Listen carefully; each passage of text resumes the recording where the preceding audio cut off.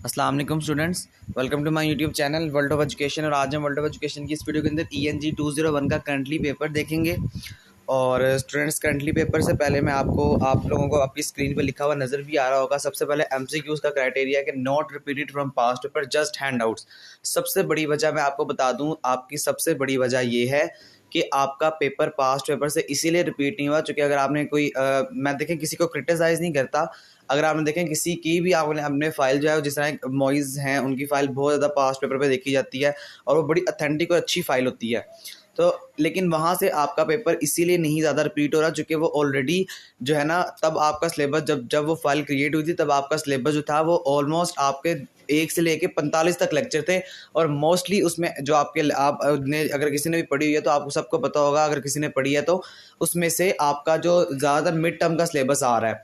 तो mid term का syllabus आपने आपके अपने फाइनल में आपके क्वेश्चन जो है रिपीट नहीं है। तकरीबन 3 से 4 स्टूडेंट्स जिन्होंने पेपर अटैम्प्ट किया है, उसके बाद मैंने ये वीडियो बनाई है। इस वीडियो बनाने का लेट मकसद यही था कि एक स्टूडेंट का हो सकता है कि बाय चांस एक स्टूडेंट का पास्ट पेपर से नहीं आया, दो स्टूडेंट का चले भी हो सकता है बाय चांस से नहीं आया, तीसरे स्टूडेंट का भी हो सकता है चले बाय चांस या, लेकिन चौथी दफ़ा ये नहीं हो सकता।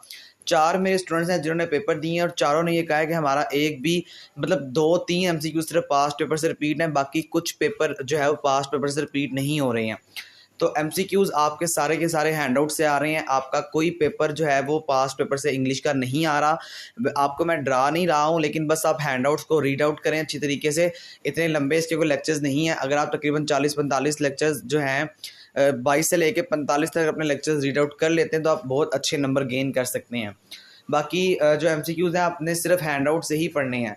अच्छा, एक MCQs याद है मेरे स्टूडेंट को, उसने मुझे बताया एनालिटिकल रिपोर्ट का MCQs आया हुआ था। तो MCQs मोस्टली आपके हैंड आउट्स में से होते हैं। अच्छा, आपको वो भी आ सकता है वो जो अब जिस तरह आप पास्ट पेपर में पंचुएशन का ज़्यादा क्राइटेरिया था ना, तो चारों के पेपर में पंचुएशन का एक MCQs भी नहीं आया हुआ। तो लाजमी इस चीज़ को रिमाइंड रखें, अपने माइंड में लेकर आएँ, याद रखें कि आपका पास्ट पेपर पे आपने बिल्कुल भी डिपेंडेंट नहीं रहना 2021 में। इस दफ़ा थोड़ा सा कॉम्प्लिकेटेड पेपर दे रहे हैं हर सब्जेक्ट का, ये नहीं कि एक सब्जेक्ट का, हर सब्जेक्ट का इस दफ़ा थोड़ा थोड़ा कॉम्प्लिकेटेड आ रहा है। जिस तरह CS 101 था तो वो भी बहुत ज़्यादा जो था वो प्रोग्राम उन्होंने सारे उठा के दे दिए थे। उसकी वीडियो भी मैं इंशाल्लाह आपके साथ शेयर करूँगा। तो 3-4 स्टूडेंट्स ने वो भी अटैम्प्ट किया। उसके अंदर भी बहुत ज़्यादा ना जो MCQs ईजी थे, बट उन्होंने सारे के सारे थ्योरी के बजाय क्वेश्चन ही उठा के दे दिए थे जो प्रोग्राम बेस्ड थे। तो आपने हमेशा बात याद रखनी है कि आप हैंडआउट से अच्छी तरह पढ़ें, पास्ट पेपर पे कंसिस्टेंट ना रहें। उसके आगे देखें, आपके जो क्वेश्चन आ रहे हैं, जो ट्रू और फॉल्स के जो क्वेश्चन हैं वो आपके आ रहे हैं। आपके 2-2, 3-3 नंबर के क्वेश्चन है वो ट्रू और फॉल्स के आ रहे हैं। यानी जो सब्जेक्टिव टाइप पेपर है उसके अंदर पास्ट पेपर में आपने जो है वो 7 पेजेस जो है पास्ट पेपर के मॉइस के होंगे। उसमें आपने क्या करना है, उसमें आपने सारा काम आपका थ्योरी से रिलेटेड है, लेकिन आपने थ्योरी नहीं पढ़नी। आपके मोस्टली क्वेश्चन है वो ट्रू फॉल्स आ रही हैं, सिर्फ फिलिंग द ब्लैंक्स आ रही हैं। आपके 5 ट्रू फॉल्स होंगे 5 नंबर के क्वेश्चन में, और आपने उसको सिलेक्ट करना होगा ये ट्रू है या ये फॉल्स है, बस। इसके अलावा कोई डेफिनेशन आपकी नहीं आ रही। 3-4 लोगों ने पेपर दिया है, ये नहीं मैं कह रहा कि आपके पेपर में नहीं आ सकती है, लेकिन जो 2021 में जो हमारा एक्सपीरियंस है, 2002-3-4 लोगों ने पेपर अटैम्प्ट किया है, उनके अंदर किसी की भी कोई डेफिनेशन नहीं आई है। सिर्फ और सिर्फ आपसे जो है उन्होंने पूछा था कि ट्रू फॉल्स आप लिखें, ट्रू फॉल्स के बाद कोई भी आपका जो होता है फिलिंग द ब्लैंक्स, यानी आपको वर्ड्स दे दिए थे और उन वर्ड्स में से आपने फिलिंग द ब्लैंक्स को जो है सेलेक्ट करना था।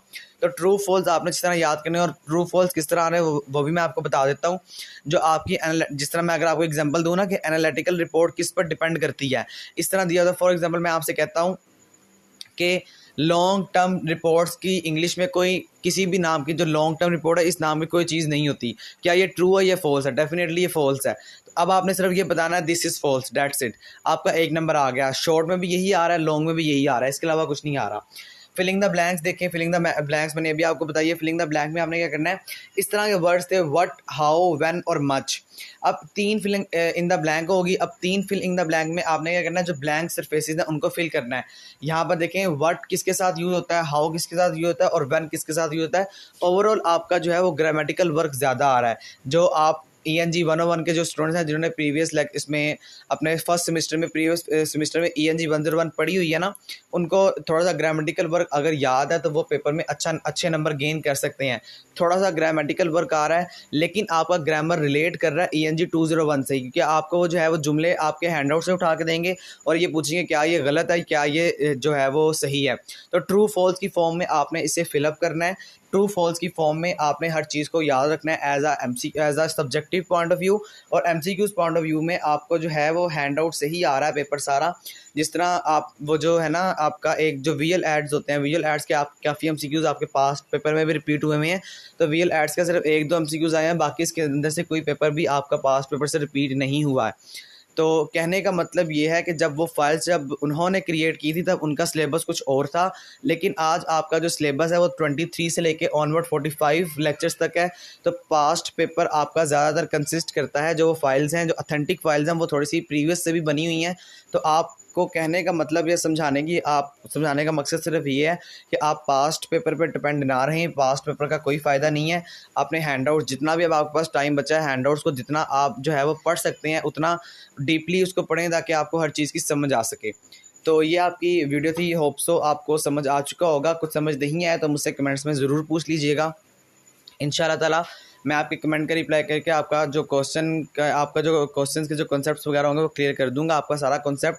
बाकी मैंने आपको हर चीज़ यहाँ पे समझा दी है, होप सो आपको सब कुछ समझ आ चुका होगा। रिक्वेस्ट आपसे ये है कि चैनल पर न्यू है तो उसको सब्सक्राइब करना मत भूलिए प्लीज़, चूँकि बहुत ज़्यादा मेहनत लगती है आपके लिए वीडियोज़ बनाने में, तो काइंडली सब्सक्राइब और लाइक लाजमी किया कि नहीं, आपकी तरफ से सपोर्ट होती है हमें। बाकी इंशाल्लाह बाकी जैसे मेरे स्टूडेंट्स पेपर अटैम्प्ट करेंगे तो मैं आपके साथ शेयर करता रहूँगा। तो सब्सक्राइब करें और बेल आइकन पर ज़रूर प्रेस कर दें ताकि आपको बर वक्त हर चीज़ का नोटिफिकेशन जो है वो मिल सके। मुझे इजाज़त दें। Thank you so much. अल्लाह हाफिज़।